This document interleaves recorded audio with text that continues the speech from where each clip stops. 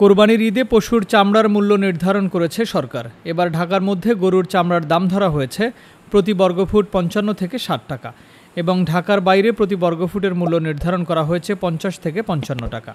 সকালে সচিবালয়ে বাণিজ্য প্রতিমন্ত্রী আহসানুল ইসলাম টিটুর উপস্থিতিতে নতুন মূল্য ঘোষণা করেন Bangladesh finished leather goods and footwear exporters অ্যাসোসিয়েশনের সভাপতি।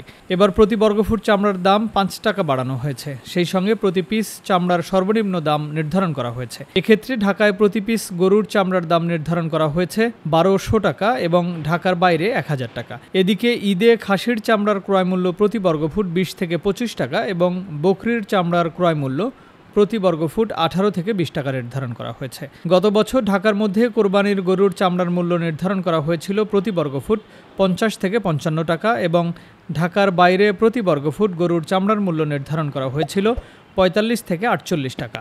আর খাসির চামড়ার ক্রয়মূল্য নির্ধারণ করা হয় প্রতি বর্গফুট ১৮ থেকে ২০ টাকা এবং বকরির চামড়ার ক্রয়মূল্য নির্ধারণ করা হয় প্রতি বর্গফুট ১২ থেকে ১৪ টাকা।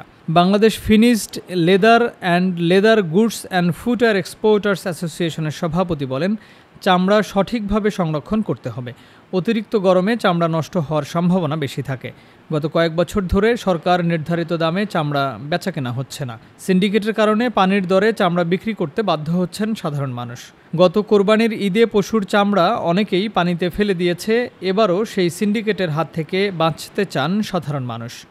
Timeline desk, Dhaka.